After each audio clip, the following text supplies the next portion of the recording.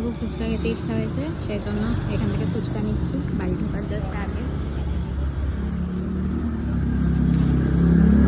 চলে এসেছি বাড়িতে, আর আমি ফ্রেশ হয়ে গেছি, কারণ বাড়িতে ঢোকার সময় আমি আর ভিডিও অন করতে পারিনি, কারণ অনেক জিনিসপত্র ছিল সাথে, তো সেই জন্য আর ভিডিও অন করা হয়নি।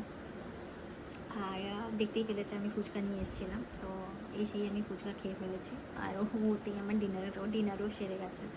মানে ফুচকার পরিমাণে অনেকটাই দিয়েছিল, আমি বুঝতে পারিনি যে এখানে এতটা দেবে। এই ফুচকাটাও খুব টেস্টি ছিল, আর আমার এত মানে ফুচকা খেতে ইচ্ছা করছিলো, এতদিন হয়ে গেছে আমি ফুচকাই খাইনি, তো সেই জন্য আজকে মানে ফুচকা দেখে আমার মনে হয়েছে যে আমি ফুচকাই খাবো। তো ওতেই আমার ডিনার কমপ্লিট, যাই হোক।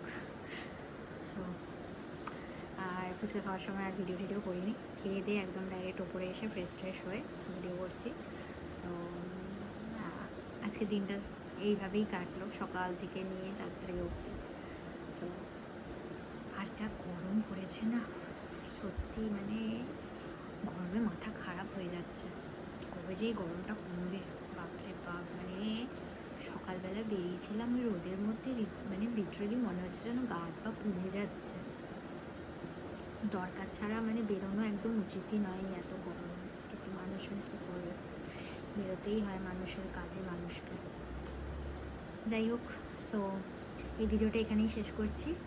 আবার কোথাও গেলে তো নিশ্চয়ই শেয়ার করব। সো চলো, টাটা।